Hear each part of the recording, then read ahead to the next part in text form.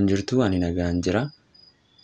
Har'a kan ilaallu qubee dubbifamaadha. Afaan Oromoo keessatti qubee dubbifamaa 21tu jira. Qubeen shanan kuuwwan immoo eessa deeman yoo jettan, qubeen shanan kuuwwan maal qubee dubbachiistudha jechuudha. Qubeen dubbachiistudha. Warri A, E, I, O, U jedhaman viidiyoo biraa irratti ilaalanii turre isaan qubee dubbachiistuu jedhamu jechuudha. Inni kun immoo warri Aan keessaa haftee jechuudha. Aadhaan jalqaba ture. Aan haftee baarraa jalqabne jechuudha qubee dubbifamaa yoo ta'u, egaa sana booddee haala saniin qubeeleen kunniin walitti shanan keessaa ba'anii 21 ta'u jechuudha. Kanaafuu qubeeleen kunniin maal jedhamu? Qubee dubbifamaa jedhamu jechuudha. Egaa mee amma sagaleedhaan haa ilaallu.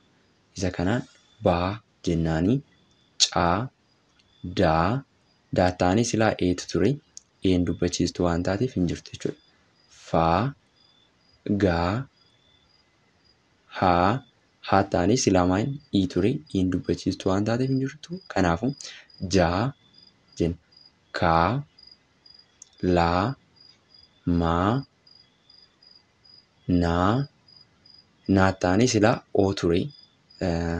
Oon immoo qubee dubbachiistuu waan taateef hin jirtu jechuudha. Kanaafuu paa, qaa, raa, saa, taa, taa erga jenneen booddee uu jenna ture. Uun qubee dubbachiistuu waan taateef hin jiranii jechuudha. Kanaafuu maal jenna?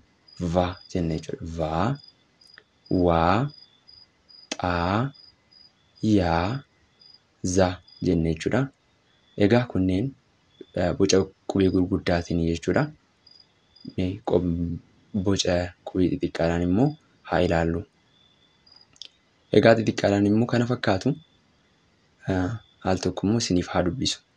Baa, caa, daa, faa, gaa, haa, jaa, kaa, laa, maa, naa, paa, qaa, raa, saa, taa, vaa, waa, xaa, yaa, za jenna jechuudha. Egaa qubeen dubbifamaa afaan Oromoo 21 kana fakkaatu.